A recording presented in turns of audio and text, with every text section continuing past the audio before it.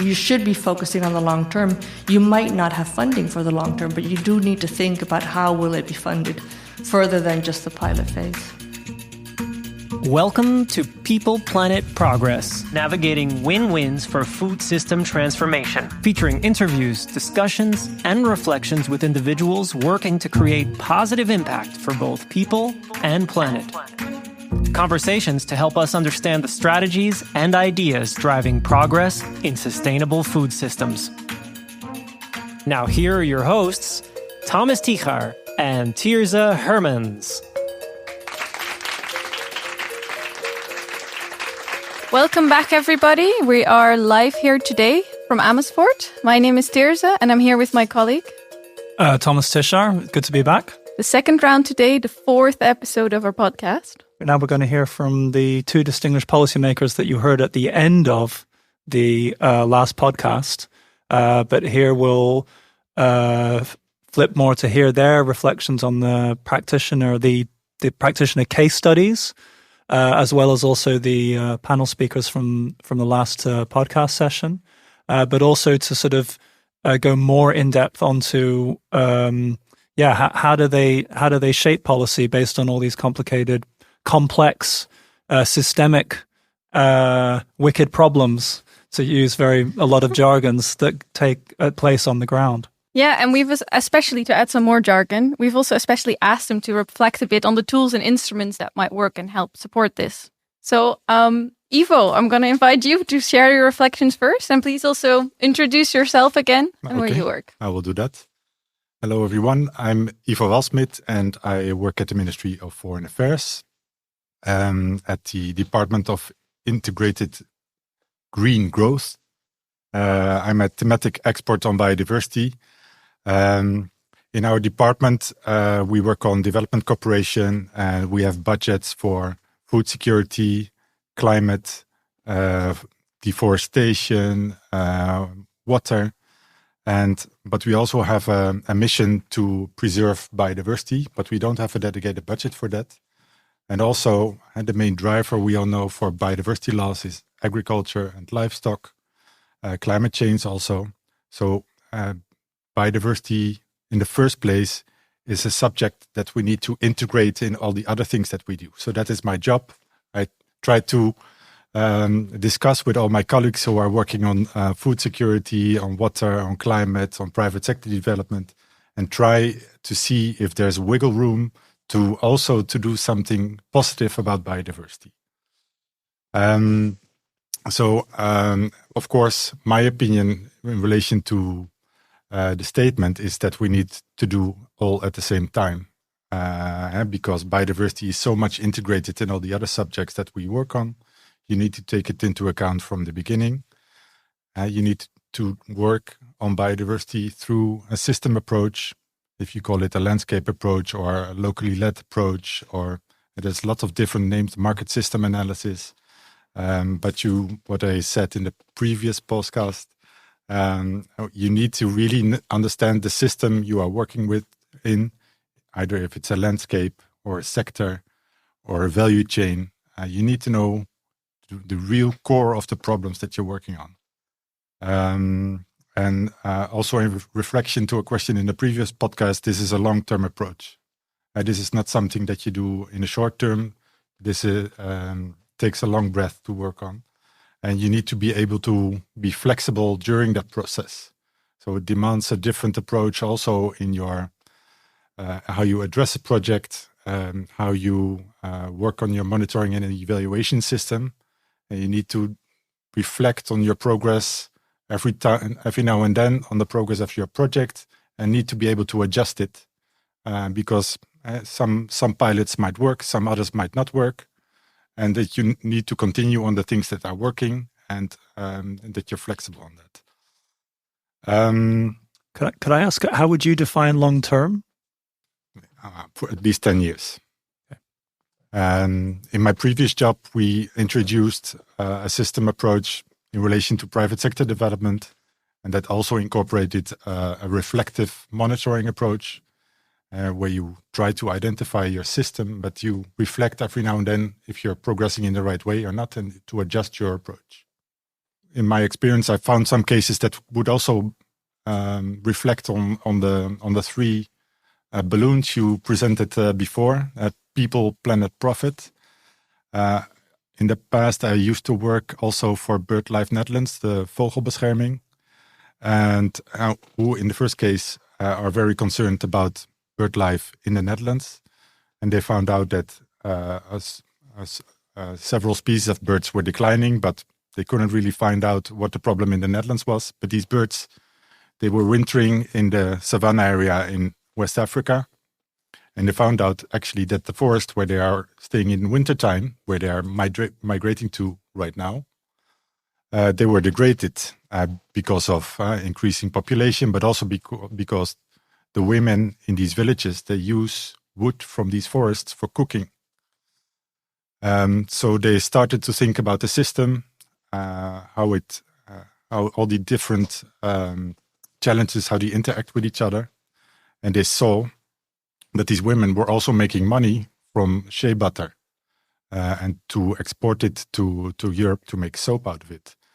And they found out that if you could reforest the savanna forest, there were more insects in the forest. These insects could pollinate also the shade trees, which gave a higher yield in the shade nuts, providing a higher income for these women.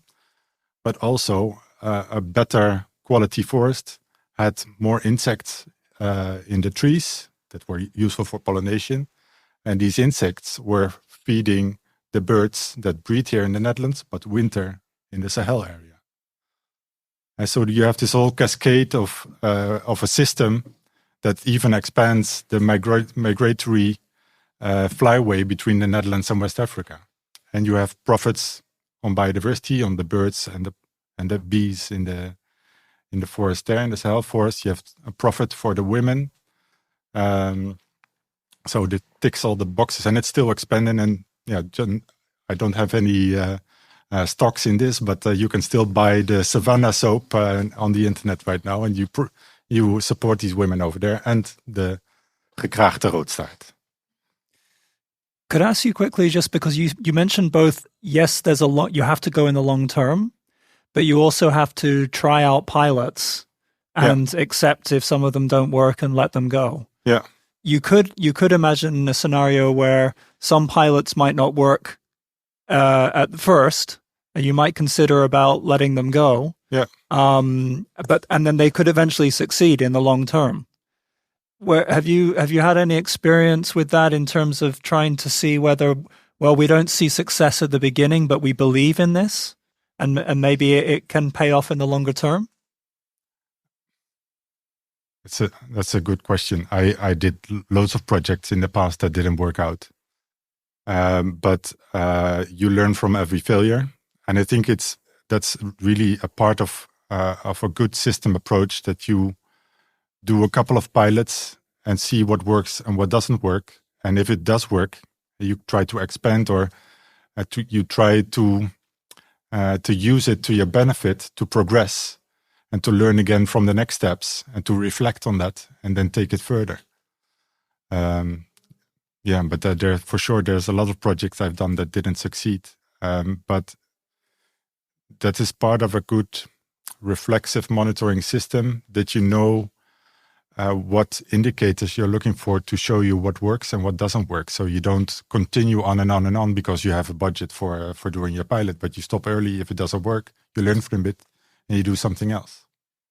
Thank you very much. Simke, can I invite you to share your reflections, and please introduce yourself? Yeah, Simke Kruiderink. I work for the Ministry of Agriculture, Fisheries, Food Security and Nature in the international team, and we're the team with the 20 colleagues who support all our colleagues at the Dutch embassies, 50 embassies in about 100 countries.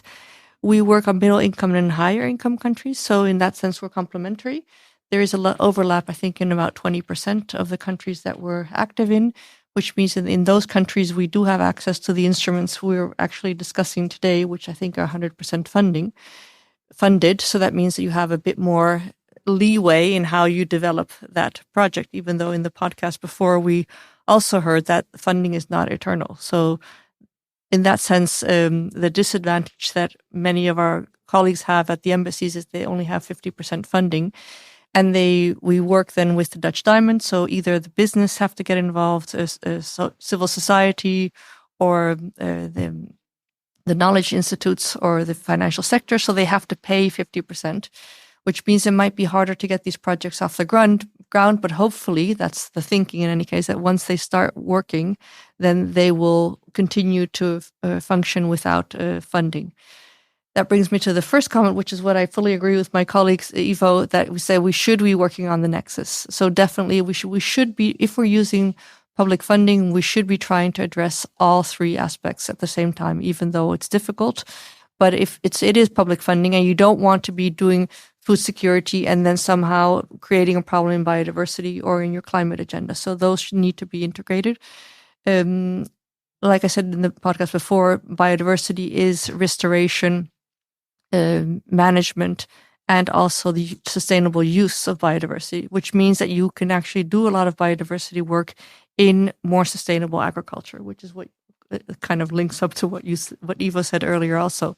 So I think that is definitely the policy domain that we work in most in. As Ministry of Agriculture, we are asked to get in partnerships involved in projects where we have knowledge and know-how that we've developed in the Netherlands or we want to learn from others. So I think that is a bit of the difference in the sense that the luxury that is sometimes had where you just have funding and you can develop it as you want, or you're much more constricted. But what I think is interesting is that in this sense, we still think we need to be addressing people, planet, profit.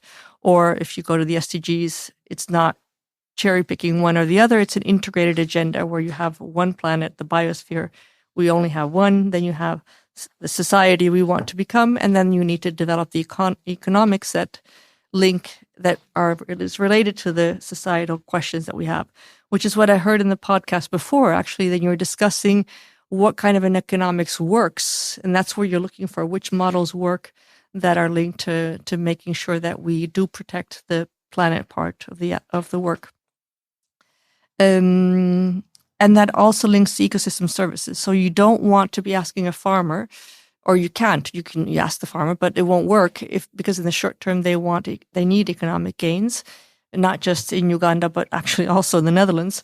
So it's if you ask them to do something that costs them money because that's good for the society, you somehow need to build a system that then pays in part the farmers so that forest is not cut down or other aspects you would like the farmer not to do. So we had the examples we had were the sector approach or the landscape approach. And I was thinking actually it's much more close to how we work is much more the sector approach. But it turns out if you then look a layer deeper with for example, the deforestation regulation, the criticism of it was, which from the entry point is the planet. And then the criticism of that regulation was small farmers are being left behind. And that's your flanking policy. Because small farmers, and then also small farmers are the drivers sometimes for deforestation. So then in the end, even though your entry is your agro-commodities, you do end up working with households also. So your entry point is what I said before. Your entry point might be planet. But to solve the problem, you need to look at income for the local people. And then you end up being in a landscape approach. Is the deforestation regulation, is this for the whole mandate across all of the high-income countries and middle-income countries? Yes. Okay. Yeah. So it's for 5 agro-commodities, and in each coffee will be different to palm oil or to soya. But you see in all of these issues, there's always a people element and also households. So first I was thinking, we don't work much with households, but it's not true because in the end, through the sector approach, you end up working with households. And then with civil society like Solidaridad, we work a lot with. So in that sense, even though it looks like we do have different instruments, but we end up working with the same kind of Dutch diamond or the same kind of actors. Another one I thought was interesting to also reflect on is, I think it's linked to the scaling discussion that we had in the podcast before, where you look at, am I only responsible if you're buying whatever product you're buying from somewhere that uses a lot of water, perhaps avocados, then you can try to be very efficient on the place that you're sourcing. So it's more crops per drop. But then you realize that actually if I'm very efficient, which is good, but then if I scale it, I end up using more water. So then, which is what we touched on before, the scalability can be an issue. And then you end up, from a sector entry point, you end up in a landscape analysis where you then actually look who's using the water in that area. What is the future perspective of how much water will there be? And should we have a conversation with everybody in that watershed to then, and these are the kind of projects that we're also involved with. And then then you go back to the profit side where it said, well, these projects cost a lot of money. It's not just because we're only partly funded. And then the companies who are intrinsically motivated to work on these topics say, yeah, but we're like the idiot in the room because everybody else is just, piggybacking on us, and then we don't have the benefit. And then the supermarkets will still buy whichever product is 10 cents or 2 cents cheaper. So then you probably end up seeing, which is what we're saying, it's iterative. Then you see, maybe we have a role as a government. So that's always kind of, where's my role, and where's the role of the whole of society, and where's the role of responsible business conduct. So there's a lot of elements involved. So even though your projects I agree, it should be that you should be focusing on the long term. You might not have funding for the long term, but you do need to think about how will it be funded further than just the pilot phase. One short addition: we don't have funding on a project scale, but you can try to link several instruments and projects to each other based on a system approach, and I think that's what we're trying to do together also. Thanks very much for your reflections. I just want to look at our practitioners who are still in the room. If you have a short reflection or a question to what you just heard, maybe we can see who wants to go first. Stuart?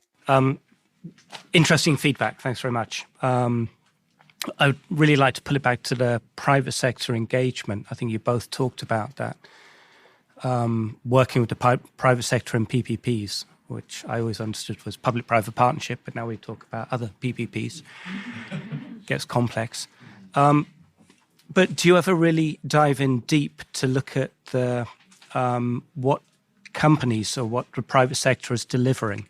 It really feels to me very much like a one solution for all companies. If you want to partner with the Dutch government, this isn't just the Dutch government; it's many different development organisations or governments, and it usually comes down to this 50-50 co-funding. But if you really looked at the impact that the private sector was bringing, considering that all business cases are different, so then you have to really evaluate each one really deeply, there may be quite some business cases out there that bring significantly more public benefit in overall income gain for farmers, positive environmental impact, etc., etc. And the private income or the private gain is actually relatively small compared to that. And I sometimes wonder if it'd be better to have a model where you can calibrate more on that cost sharing, because you could do much more with the private sector if you put more money on the table. I don't think it's just us saying that. I think many other companies would like to do more, but we all have our constraints with funding as well. Simke, do you want to react to what Stuart said? Yes, no, I fully agree. Then the question, of course, is it the government that needs to be putting more money on the table? Or is it what I briefly touched on before, the ecosystem services, that we can have the financial sector or others getting involved? Because I do think if you want, which is the 3 circles I mentioned before with the SDGs, it's the different economic model. Somehow you need to see who's gaining. Is it society? And who's paying? Is it the private sector? Then you somehow need to put in a system that then pays the private sector so that we can have the clean waters, the clean air. And it's not just the private sector not making things dirty, but you might actually want the private sector to be doing something proactively, as in the case of the Dutch farmers, where you just ask for more flowers along the agricultural. Then you have in the EU, we have a system that they get paid to do that. So I fully agree. It's just finding out how to tweak it and who then is willing to pay. Is it then the financial sector, or those are the insurance companies? It's bringing in the whole of society and not just always. I just don't think that public money will be enough to solve all these problems. But then we need the responsible business conduct. You do see quite a few companies that really are intrinsically motivated to make the difference. But there's only so much you can ask I think. So you need to get in, I agree, you need to get in other actors and you need to find how to finance that. And I don't have the solution yet, but I think we're all trying to look for how to solve that. Thanks. Other reflections from the other two practitioners? No, just to also add up on the question, because that is also a key takeaway that I had from Ivo as well, how the system should work together, because I think that's the biggest takeaway for me from this discussion. I think it's very important to come together from the government, from the policy side, and then from the practice side, from the private sector, and also from the consumers that are using this product. And I think we should think more of like, how can we bring this all together and move the wheel? And I still think like from the government side or from the policy side, you can still play a bigger role in facilitating this. But I also agree not everything is on, on the policy or on the funders, but also how can we bring this all together? So I think that's one of the key takeaway for me.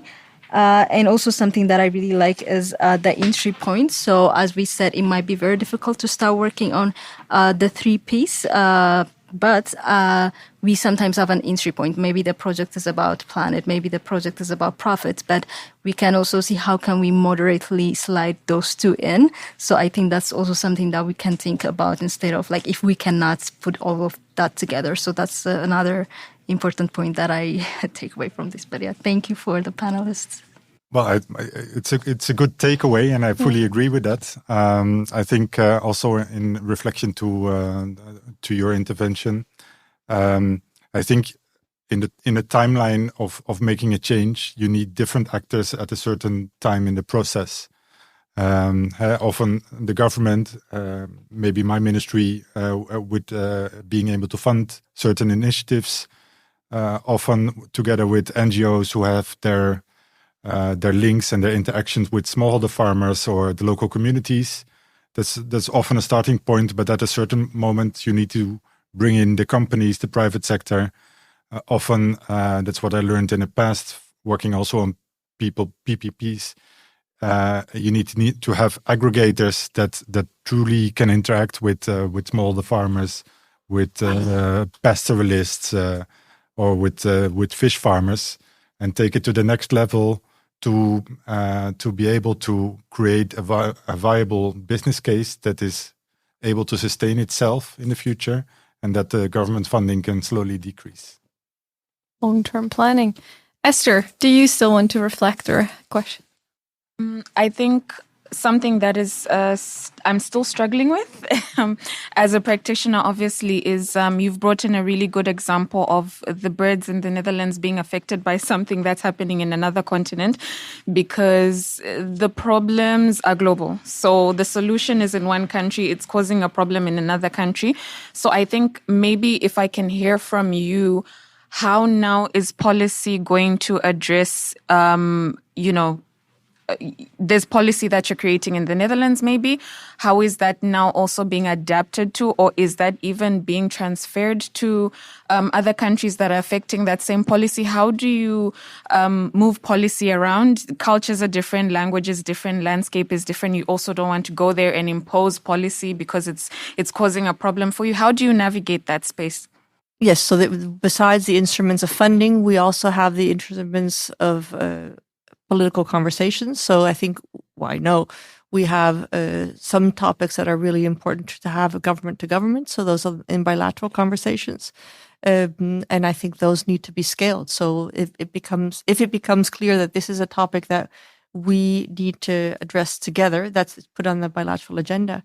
And then, of course, it's democracy. So in that sense, it then depends on the conversations that are had and how then we react or the other react. So it's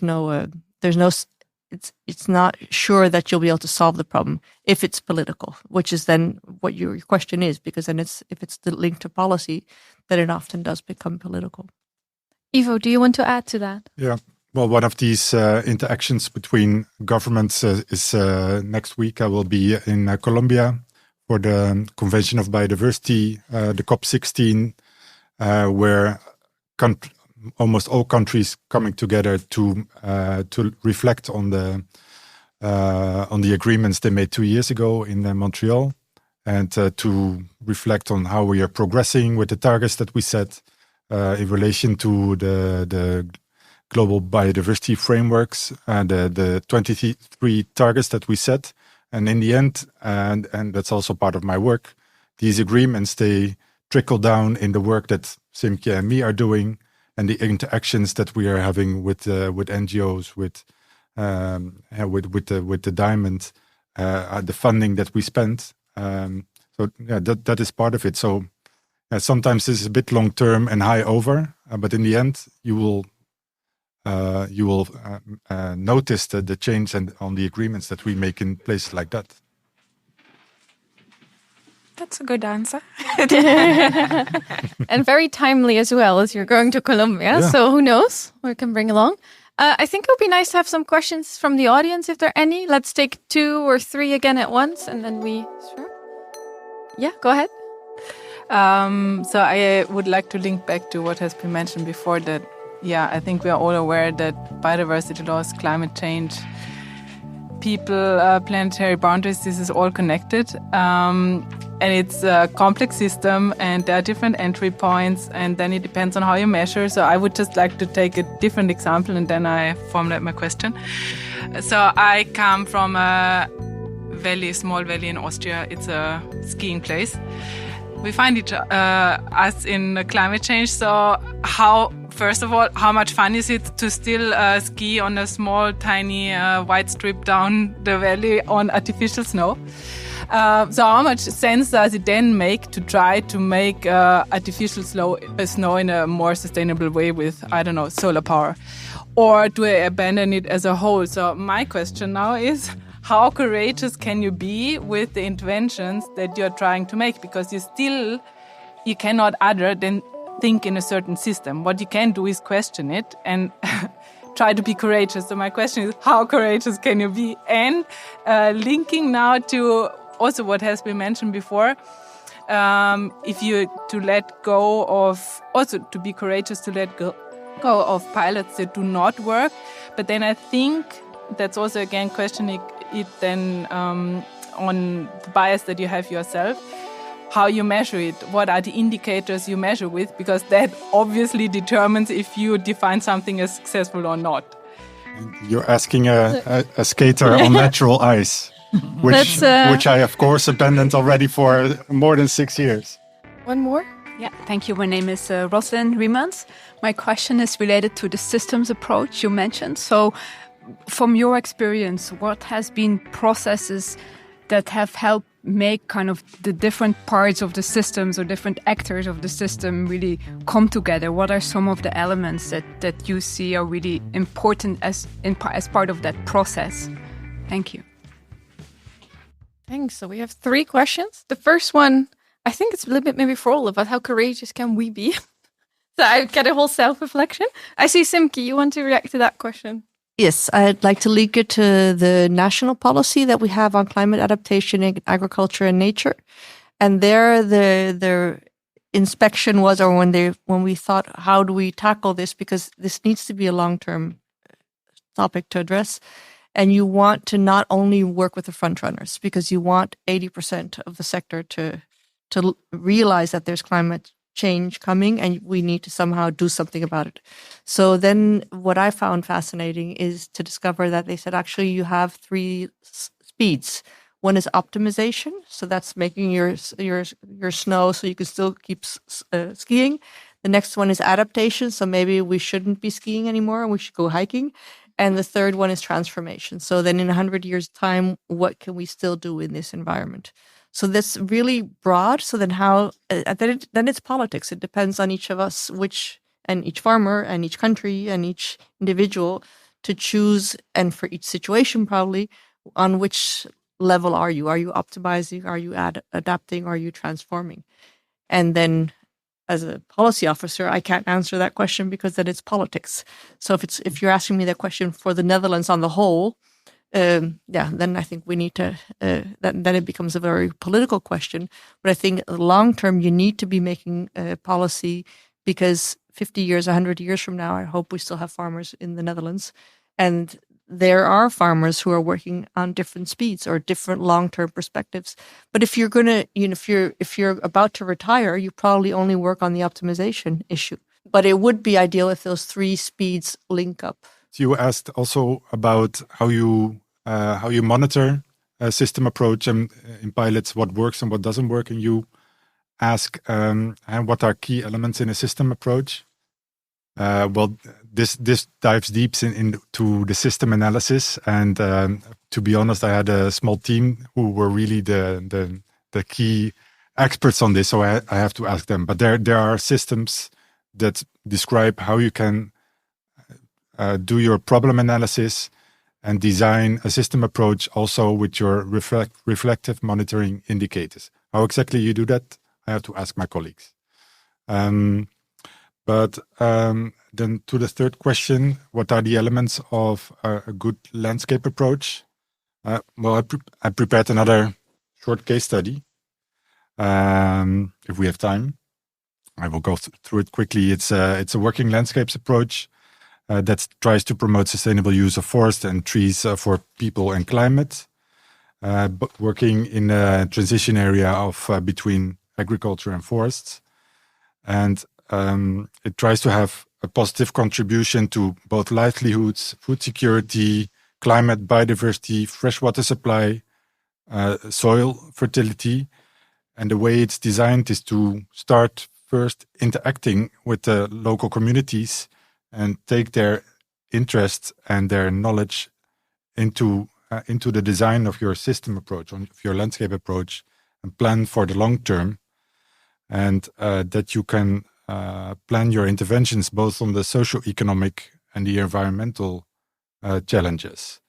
So I think the key elements of a good system approach is that you really understand the problems behind the problems, and how it works, how these interactions are, and what the feedback loops are, and then start designing. And in that designing, you can use pilot projects to see what works in the system, but also you can monitor what doesn't work and abandon that. And then the final question was about Jerai. Do you want to repeat that? Jerai Saavedra Wageningen University. When I think about people, planet, profits, I think about incentives. And my reason is that I think profits, we understand very well what are the incentives there for people. But we seem to have a different take on when it comes to basically a healthy planet and what are the incentives for all of us as a collective. Mm-hmm. So how can we work towards incentives that work for all of us to enhance or to contribute to planetary health?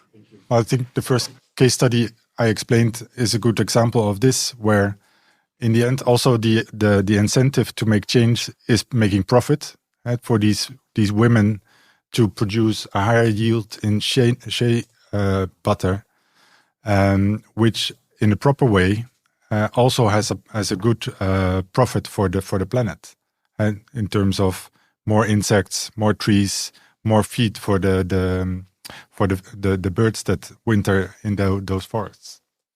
So in the end, it's maybe all about profit, but you need to find the right profit incentives to make it work. I think, Simke, you also want to react. Yes, and I think that links up to a comment that was made in the first podcast. Does nature have a value in itself? Which I think is underlining your question, or it's under your question. And my answer would be yes. But the sad reality is that it doesn't work that way. And that's why I think the ecosystem services are a way of tweaking it. So one is the solution that you mentioned, but sometimes you need it to be bigger than that, because this works in one small pilot. But sometimes you do really need to ask households or farmers to do something or not do something for the benefit of all of us. And somehow they need to be compensated. And then you need to, so there is a financial driver in how we work it. Either that, or we need to go to a system where it's just laws and lots of policemen, but that costs, or women, but that costs a lot of money also. So I don't think that's going to solve it. Thank you so much. Thank you to Simke and Ivo. Thank you to our practitioners also. And Thomas, here we are. Well, first off, I'd just like to ask everyone to give a round of applause for all of our policy.